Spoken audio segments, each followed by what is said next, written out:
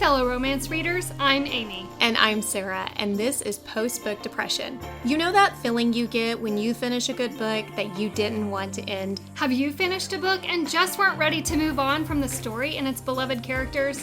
You find yourself needing just a little more? This multi-trope romance podcast gives you the opportunity to dig deeper with us into books we love as we discuss all the reasons we can't move on. Feeling chatty? You can continue the conversation with us on Instagram at Post-Book Depression Podcast or on Facebook in our Post-Book Depression discussion group. We would be so grateful if you would subscribe to our podcast and take a moment to leave a review. Are you ready? Let's discuss. Hi everyone, welcome to the show. I'm Amy. And I'm Sarah, and today we're going to be discussing Every Heartbeat After by Hannah Bird. The first few minutes we're going to do a brief review of this story without any spoilers. Then we are going to shift over into a deeper book discussion, and it's going to include lots of spoilers, but don't worry, as always, we will let you know before we do shift over into that deeper book discussion. That's right. So before we dive in, Amy, tell us a little bit about the story. When a young woman who has no remaining family learns of a long-lost uncle, she makes a trip to his small town to meet him. What she also discovers when she arrives is the chemistry that she shares with the local sheriff's deputy sent to retrieve her from the airport. When she takes an annual beach vacation to say goodbye to a past filled with memories of her deceased parents, she doesn't expect the sheriff's deputy to show up at the resort and crash her vacation. Sarah, what did you think about Every Heartbeat After? There's a lot of good chemistry. Yes, there is. There was a lot of, I love the beach. This has a very interesting journey of grief. It does, which I find interesting because you pair it with the kind of the beach vacation on there. You don't really expect those two to kind of mesh together, but they do. They do, yeah. It was very interesting. So the story was intriguing. I was intrigued. What'd you think? I also was intrigued. Just the combination of the two aspects together. I enjoyed the journey of seeing her go through grief and how she navigated that. And of course, the other side of that, the chemistry that she has with the deputy, the sheriff's deputy. Yes. Let's get into those ratings. Angst. This was a 2 for me. Okay. I did 1. I was a little under you. Why so high for you? The female main character. Okay. She causes me some anxiety. That's fair. That's fair. There was a short burst towards the end of the story, but I felt like it was bearable. It's all bearable, but her... Indecisiveness? Yeah, I didn't know how much I could share. I was trying to think of a way to say it that wasn't that would spoil anything. She just is very indecisive, and she has a desire to flee. Yes, and I can't wait to dig into that more. Yeah, I don't relate to that. So it was a 2. It was a 2, folks. That's fair. That's fair. Humor. 1.25. I did a 1. There's some chuckling, lighthearted moments. It doesn't make you feel good the whole story, but there's definitely some interspersed. Yeah. Spiciness. 2. 2 as well. There are some descriptive moments. Yes, there are. Tears. It was a 1.5. I did 1. And it was more the subject matter for me in the scenes than actually crying tears. I never cried. I didn't either. I never cried. I'll tell you when I cry. I didn't cry. It's I just will the too, subject because it never matter. happens. Yeah. Overall, this is a 4.25. It was a really great story. Good story with heart and depth, and I would recommend it. Same. That concludes the spoiler-free quick review of this story. Now we're going to shift into a deeper book discussion that's going to include lots of spoilers, so if you haven't read this story, go check it out and then come back and join us on this deeper discussion. We would love to connect with you on social media. You can find us on Instagram at Post-Book Depression Podcast, on Facebook in our Post-Book Depression discussion group, and you can always email us at postbookdepressionpodcast@gmail.com. Let's start our discussion in the small mountain town of Loveless, Colorado, with Kit. Let's begin by doing a little bit of intro on our characters here, kicking it off with Kit. He's a divorcee, very bad at flirting. Apparently. He's a casual dater. Yeah. I didn't know what to think of that when he was doing the flirting, because it starts off that it's hard to flirt or meet a woman when your ex is glaring at you across the bar. Yeah, and the I bartender. Was like, oh. And then you realize they're actually really good friends. So yeah. I liked their kind of friendship that they had and how she kind of ribs him for... I did too. Trying to flirt. Yeah. Anyway, back to him. What did you think about Kit initially? I thought he was... I don't really know what I thought. I didn't get player vibes. I have to kind of think. I didn't either. I liked him right away, if that makes sense. Kind of felt bad for him. like a guy that wants to meet somebody, but he has issues, hurts, Mm-hmm. but also he kind of has his ex that's kind of staring him down. Yeah, he has the insecurities of, a failed marriage in the sense that his wife cheated on him, and we're really just kind of getting a little bit of groundwork, Yeah. foundation laid for why he is the way he is and the current state and Yeah. his struggles. I liked him. I did too. Yeah. I did too. We learn about Tess, who is Kit's friend Gary's niece. Mm-hmm. Tess was orphaned at 17. We don't really know the details of that initially out of the top of the story. We learn those later on. But we do learn that she lost her family. Mm-hmm. The last of her family were her parents who've passed. But she finds Gary, who's her uncle, through a DNA search. Mm-hmm. What were you thinking when we learn about this long-lost uncle?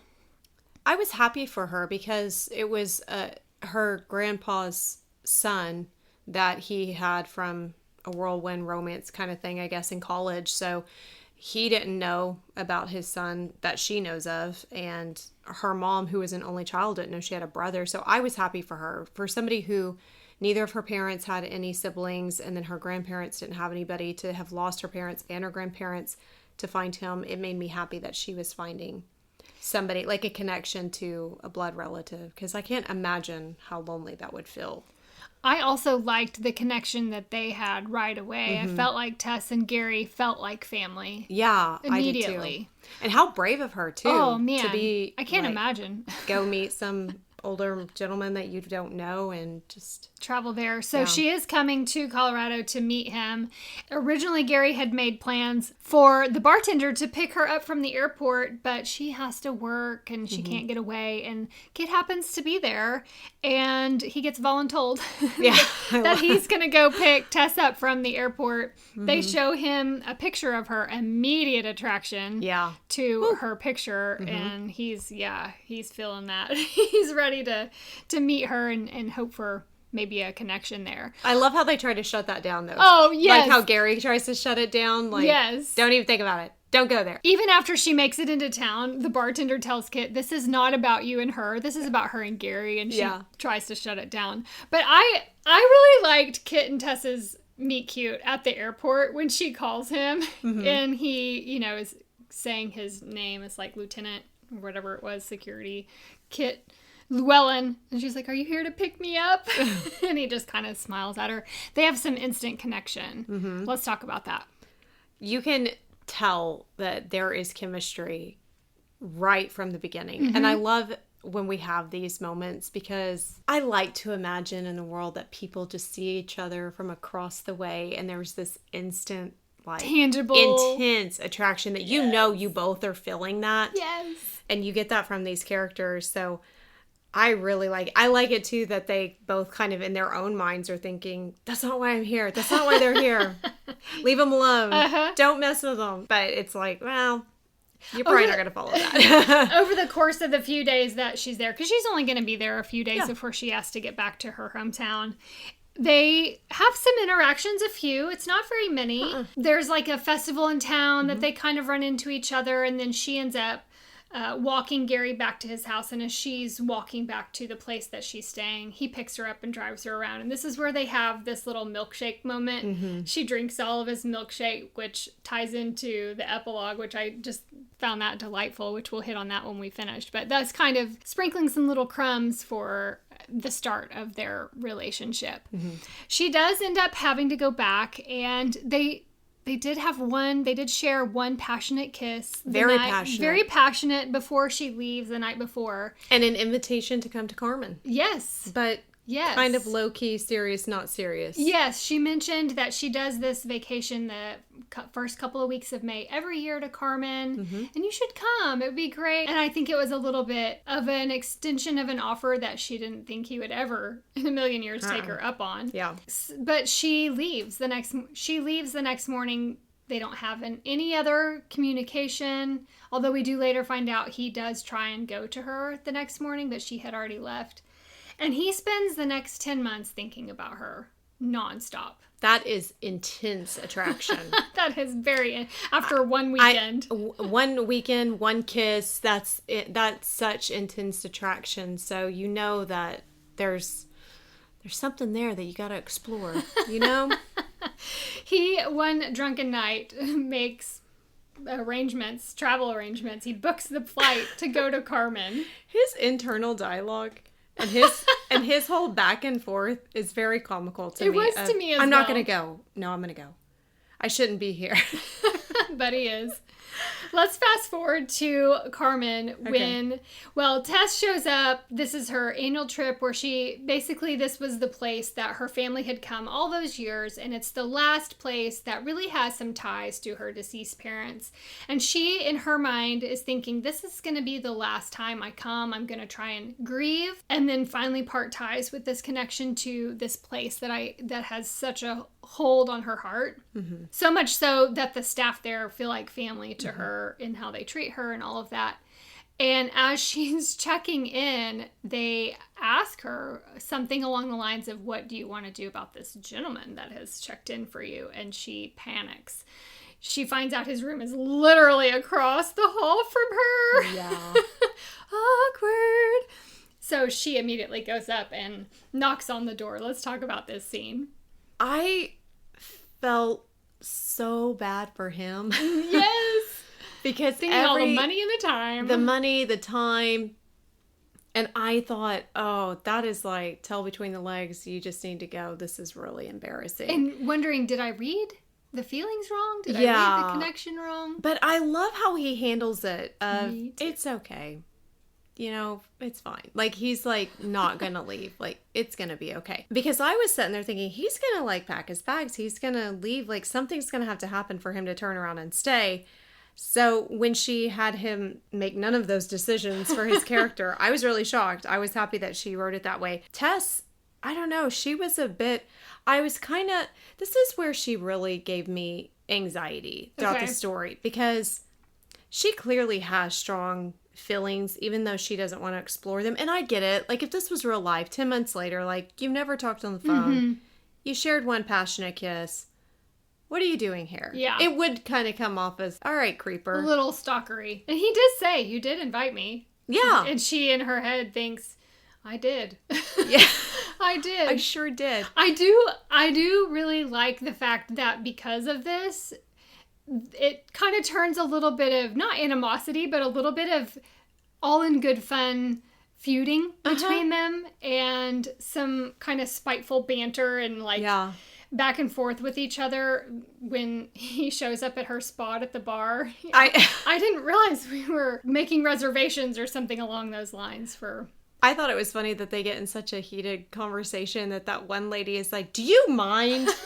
Yeah. Some of us are trying to enjoy ourselves or something like that. Yeah, I did feel like Tess was making some scenes, though. I love Kit, so I felt bad for him, but I also understand where she's coming from, I guess, a little bit. Yeah. But at the same time, I'm like, girl, just go with the way you feel. Yes, so she has this, we've talked about how she has this grief. It's prolonged grief. It's been several years since her parents passed. She's been coming back to this hotel resort. There's a lot of memories. There's even a conversation about how they're going to be they're making some renovations to the resort. And one of the things is they're going to be tearing up a little concrete area around the pool where their handprints were in from all those years ago. And that throws her into a tailspin. Let's talk about the trauma of losing her parents and how this has really kind of shaped and molded her into just this state of prolonged grief that she can't seem to shake from. I am going to try to approach this very delicately. Okay. Because let me say this first. I do not feel like there is a timetable for grief. I agree.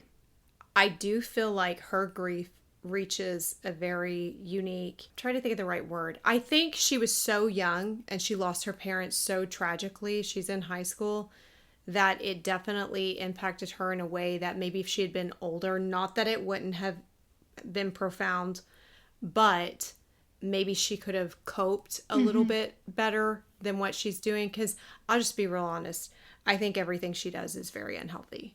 Oh, 100%. She needs some serious therapy, because it doesn't seem like she's been a part of any therapy. And I did kind of wonder if we're seeing the most extreme side of it because she did just lose her grandparents. It's been 2 years since her grandpa passed away. He was the final one. But the way she kind of does it, that she doesn't want anything permanent in her life because she doesn't feel like she can't see herself living past the age that her parents did. She never has a long-term relationship. She jumps from job to job just whenever she feels like. She's repeating the same vacation over and over and over again. It's like she's using all of these as a crutch to stay in a state of grief. She's not allowing herself to move forward and heal because she's afraid of forgetting, I feel like, her parents. Because she mentioned several times this is the last, she can't move away from her town. When Gary asked her to come to Loveless, she says she can't because it's the last place that has people that knew her parents. It's almost as if she's hanging on to every little aspect she can and forcing herself to stay in the state of grief because that's the only way she knows how to cope. But she's kind of double-sided. Yes. In her personality because all of that is internal. Yes. Because she is bubbly and happy and fine on the outside. I'm fine. I'm totally fine. And that's one of the things I like about Kit is that he sees through those cracks and he can call her bluff all day long, and she does not like that he does that. So that was for me where kind of the angst, because anytime a character fights moving past certain things, whatever it may be, and not to say like move past what happened, you're never going to get over something like that, but you do have to find a way to live. You know, what she was doing was not living, really. Yeah. In my opinion, not in a healthy way. Yes. I agree. And I feel like even that trailed into, she was very wishy-washy in her communication to Kit, which really, to be honest, irritated me. Thank you. That's where my angst came in. Because she's giving him mixed signals. She's saying one thing and then immediately doing the opposite. And even when he calls her out on it a handful of times, you know, when she offers to go to visit his parents, which we'll get into that scene in a bit, he tells her, no, you just said this vacation is important to you. Right. And here you are changing your mind. Or when she says they can't be physical with each other again, and then she changes her mind back. It was very wishy-washy, the whole story, and it irritated me a little bit about her character. I'm really glad you pointed that out because that is what caused me to have the high angst, because I don't do well with characters like that. Now, with that being said, I feel like because of the way that it ends, all of that was a little bit necessary. Yes. But I didn't love it. Same. I did not love that about her personality. And there is a few times I thought, Kit, dude, you're really hanging on. You walked in on your wife having an affair, and then this is what you're going to choose next. Can't make a decision, you know, but I'm also like, make a decision. And that's why I want to be clear that everybody handles grief differently. So we're all flawed human beings. Yes, we are. We won't harp. I do love that Kit stayed to pursue her. And one of the ways that he does that, well, they talk through a little to-do list. I loved this She's list. Wanting to say goodbye to the resort. She's wanting this to be the last. Also, side note, I really loved that her parents' pictures were in there and he talked to the parents. I did too. I just thought of that. Sorry, that was a squirrel moment. But so they make this to-do list together of things that she wants to do in her last trip visit here to the resort. I also love that they had a to-do list. And then he asks her, will you just spend the day with me? The first day when she's really giving him grief about being there. And she sees a sand dollar in the sand the same time that he asks her that, which was the thing that she connected with her dad on. They would search for sand dollars together in the sand. And so she felt it was a sign from her dad to invest in this friendship or relationship with Kit. And she agrees. I loved the parasailing scene because he was terrified of heights. That's so And that was the first thing that came to mind. And this is where she asks him in the air about his divorce. And he's thinking, this is my worst nightmare. Yeah. He actually says it. This is my worst nightmare, telling you about this while I'm 100 feet in the air. So they start doing these little things together and they have this to-do list. You loved the list. Tell me what you were thinking about with the to-do list. What did you really love about it? I just love that he was going to kind of help her accomplish certain things that she wanted to do, that she's trying. I do feel like Tess is trying to move past some of these things. She realizes this is unhealthy. So I love that he was able to be the one to kind of do those things with her. I thought the number 5 was funny on the list. Yes. And when later he's having a conversation with somebody, but he can't show him the list because of number 5. That was fun. I like that he was like, should we do number 5? We should start there. Anyway, so that was kind of comic relief because there are some little moments of heavy tone. Her grief can be heavy at moments, for sure. Speaking of heavy tone, let's move over to Kit's heavy tone. Ooh, His brother Gage, he's into drugs, he's an addict, he's in and out of trouble. Kit is constantly coming to his rescue and he's almost enabling him in a way, because anytime he calls for money, he gives it to him. And in Kit's mind, it's because he doesn't want Gage to run to their parents. Yeah. He wants to kind of shield and protect the parents from knowing that Kit is still struggling. They think he's gone to rehab and is clean now. Obviously, he's not. And so while he is here at this resort with Tess, he gets a phone call from Gage that he's needing to be bailed out. And when he tells him he doesn't want to do that, he threatens to go to their parents. And so Kit really doesn't have a choice. He's feeling very pressured to go and bail him out. His brother is a master manipulator. Yes. And the way that he handled that phone call when he called, and the way he turns his tone of voice when he's asking for help versus kind of, is it gaslighting? Kind of gaslighting. A little bit, yeah. I just thought that was so interesting for Kit to be in the profession that he's in and still continue to treat his brother, who has some problems and legal problems now, the way that he does. But I think it hits different when it's your own family. So it was definitely interesting to me to see that kind of dynamic of, you're literally like a sheriff, or like a deputy. I guess some people do whatever they can to protect their parents. He does tell Tess that he has to leave to go visit his parents. He's not leaving for good. He's coming back, but the next day he is going to go visit his parents. And this is the scene where she tells him she's going to go with him. He makes the statement, something along the lines of he's not sure because she asks if he's coming back today, and he said, no, if I'm permitted, I will spend the night. And that kind of throws her for a loop, and she asks for clarification on that. He hasn't seen his parents since his divorce, and he doesn't talk to them much either. He's got a lot of guilt over his divorce and the perception that his parents have, basically feeling like a disappointment. And so I did like that Tess tells him, if there's any possibility that you're going to be rejected by your family, I can't let you do that alone, and I'm going. Yeah. So she goes with him. Let's talk about this scene, because it does turn a little comical when they think they are an item. They really don't want to accept that they're not. I know. And it's very interesting to me. And then they get put in a one-bed trope kind of thing. Because the dad has to sleep on the couch because is snoring or something like that to keep the mom awake. I sat there and I thought, please don't let anything happen when you're at your parents' house. Please, please, They please, joke please, about please, it, please. too. I know they do. And it's just so... cringy. Yeah. And then yeah. So I was glad that it didn't. But you can tell that they want to. Uh-huh. And I thought, well... They don't, though. Yeah, they don't. I think this is before the list, isn't it? I don't remember. I think it is. Because I don't think they have the list. Because otherwise number 5 would be on there. Well, it would, but they're not going to sleep together at his parents' house. Oh, I'd hope not. Anyway, it was just interesting that the parents don't want to accept that they're... Let's talk about Kit's parents' perception of him. Well, I guess it's more Kit's perception of how his parents view him and his divorce. Let's talk about that.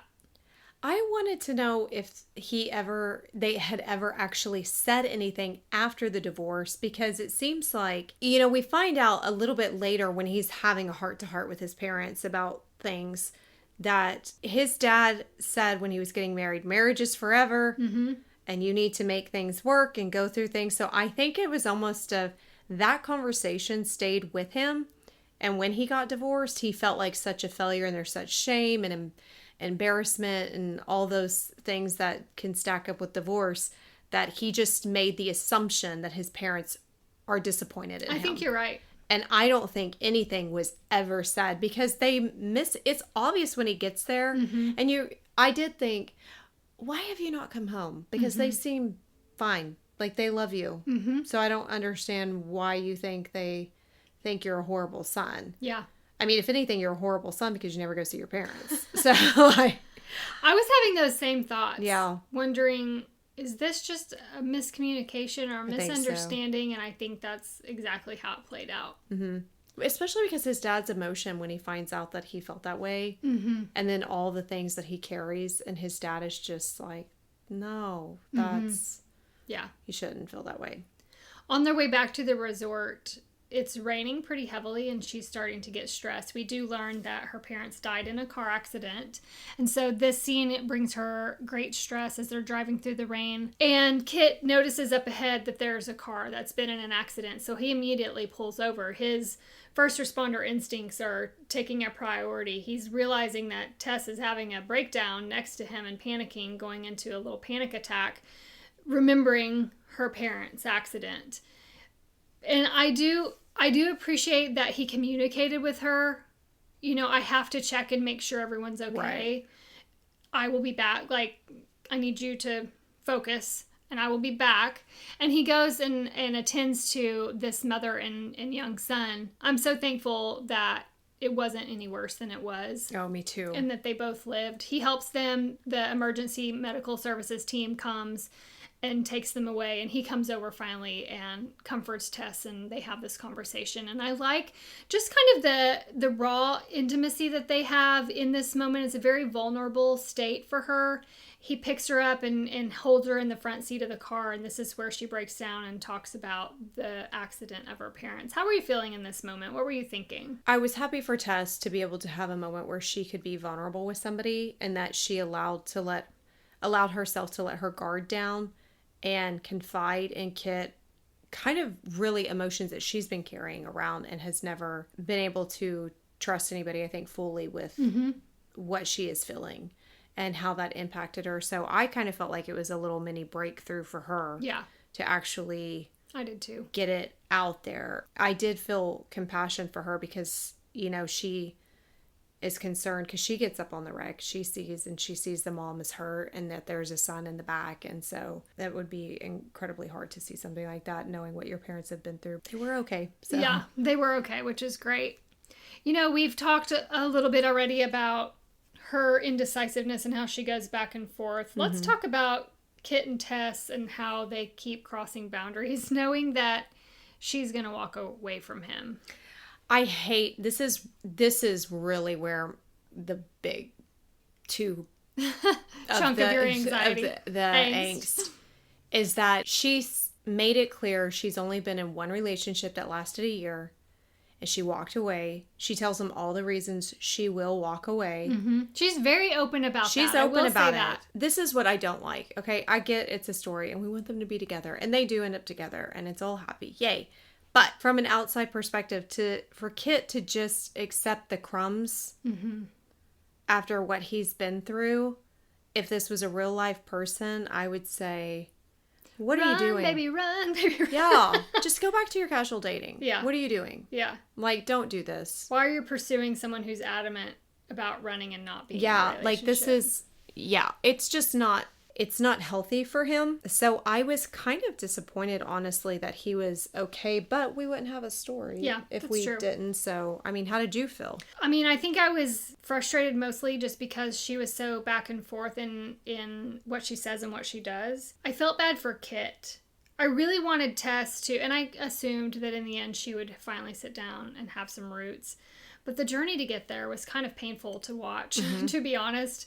It was stressful at times. You're bracing for impact, more or less, because you know she's going to run at some point in the story before they have their happily ever after. And that's really what I was waiting on. After they are intimate with one another and he does start to confess his feelings toward her, knowing that, you know, she's not quite at a place to reciprocate. I did like that he told her, I don't feel like we're done yet, even though he had to leave. He left things with a question mark and kind of an open-ended opportunity for them to be together in the future. I think one of the things is that when he confesses and she still wants to fight, and he's like, I know you feel things for me. Like, I know that. And she is adamant. He always called her out on it. That she's just so adamant that she wants to fight these emotions.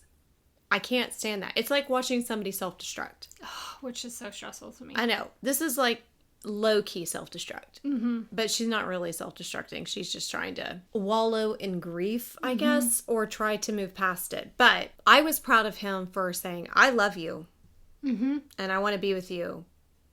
But then ultimately he has to go and save his brother who... Before he leaves, he does one of the coolest grand gestures, I think. Oh, it's so good. Knowing that they're going to be, tearing up the flooring by the pool, he has one of the owners take up the handprints and some sand dollars from the concrete and leaves it on her doorstep for her to find the next morning. I was kind of on the fence about how I felt about him not having an opportunity to say goodbye. He basically left the gifts and left. I almost kind of preferred that. I was kind of glad that was the way it went instead of them having this face off. It kind of forced her to face the situation a little bit. But he does get this call that sends him back home. Yeah, during this whole confessional time that they had with one another, he had missed a call from Gage. He chose not to, obviously, because he was in a moment with Tess. And then he gets a call from his parents. And it's in this moment he learns that Gage is on the run. He's wanted. He was responsible for the hit and run accident that they came upon. I did not see that coming. I didn't see it coming either, and we should have. Why didn't we? I don't know. I don't know. I wasn't thinking about Gage, to be honest. I wasn't either. So he realizes he has to go handle this. And this is when they kind of have their moment of, we're not over yet. He leaves things open-ended and he goes back home, and lo and behold, Gage is there at his house. I did not expect him at his house. I didn't either. I didn't see that. But before he gets home, he goes to his parents and has the whole heart-to-heart, lays everything out. But yeah, when he gets back home to Colorado and Gage is there, I thought, ooh, you're going to arrest him, right? I know. I wasn't really sure... because he's such a weak spot for Kit, I wasn't really sure what was going to happen. I did like the way he did it. As a professional, I just really felt like he handled it in the right way. Going to get a supervisor and telling his supervisor, I can't be the one to arrest him. And then setting it up, basically telling Gage, I'm going to go out and get something to eat. And he's like, I have to come back with some food or he's going to be on to me. Right. I respected him for how he handled it. I did too. One of the things that Tess does as time starts to pass is she has to learn how to let go. And there was a quote in here when they went to dinner with the owners of the resort at their house. Jenna, one of the characters, makes this statement, just because you move forward doesn't mean that you're letting go. And I feel like that really laid the groundwork for Tess to get into the headspace of being able to move forward and out of a life of grief. Let's talk briefly about Tess starting to let go of things and learn to live again. I was really proud because she's living in her grandparents' house. Her friend stops by and she's sold all her furniture, like all the furniture, and she's getting rid of things. And I love how she kind of has that little heart-to-heart with her friend and a little bit of comic relief too, as the friend is like, so I'm going to get the best friend discount right on this house because she has made the decision she's going to go live in Colorado. She did. She got a job there and she's going to move there and just try to be alive and fall in love and be in love and accept that love. And so I was really happy for Tess and the change that she makes in her life to move forward and not wallow in grief anymore. Because it was really a long time. It's one thing to feel grief and sadness. It's a whole other thing to allow it to live in grief, basically. Dictate every decision you make in your life. Yeah. Since he left, they haven't had any communication with one another. Other than a couple of unanswered texts, I think. Yes. So I love it when she finally does respond to him and just says milkshakes tomorrow at 3. Yeah. And he is waiting on the highway for her to come in. He's anticipating that she's going to come into town. He's got his melted milkshakes in the front seat. And she speeds by. She's in a rental, she's in a car he's not familiar with. So he doesn't recognize that it's her when he throws his lights on and goes to give a ticket to whoever's been speeding through. And it's her. Oh my gosh. I love it. This scene was just such a delight. It made me so happy. And it was the a perfect milkshakes. little reconnecting moment for them. And then her best friend in the front seat making all the funny comments and stuff. It was so good. They have a beautiful happily ever after, I feel like. Yes. I like that she didn't really tell us how much time had passed. Me too. But that we know Tess and Kit, they end up together. They have 2 children, a little boy, little girl. And that she was able to return to Carmen. I liked that for her. I did too. And I think, was he the one that told her, just because you're leaving now doesn't mean you won't ever go back. There might be people that you want to introduce back, to your family later. And I love that they brought that the author brought that full circle. I did too. I thought it was a really great way to end this story, and that she was able to find happiness and a little bit of closure to some parts of her life, I think. And Me too. it was great. Well, that concludes our discussion of Every Heartbeat After.